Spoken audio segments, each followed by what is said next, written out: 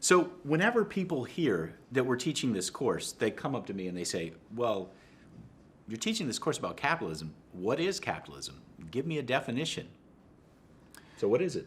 Yeah, and capitalism is extremely controversial to define. There are elements that everyone agrees on, this sort of reorganization of labor, especially division of labor, the investment of money in terms of capital investment for higher productivity, the relationship between the state and markets in terms of protecting private contracts and private property. But after that, people begin to disagree pretty wildly.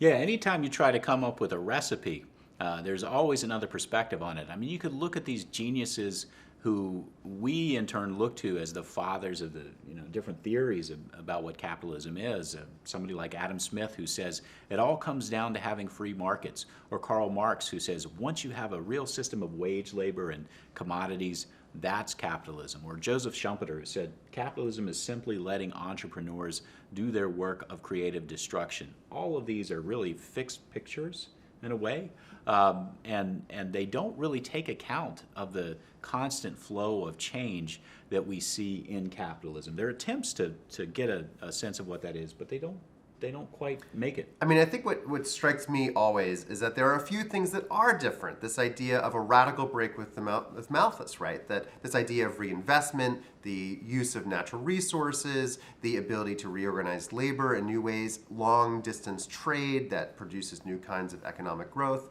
But at its core, what's fascinating is that even as some things are held constant, the economic institutions, the political institutions, the social relations that are built upon these core components looks totally different over time. And in fact, that's what really matters, the sort of everyday lived experiences of people within capitalism. And what this means is that everybody's going to have a different relationship to capitalism.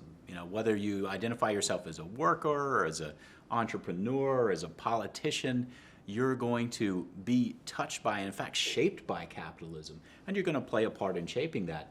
But your idea of what it is going to be different because it's a much bigger, constantly changing process that all human beings have been shaped by and have been living in for really a couple of centuries now.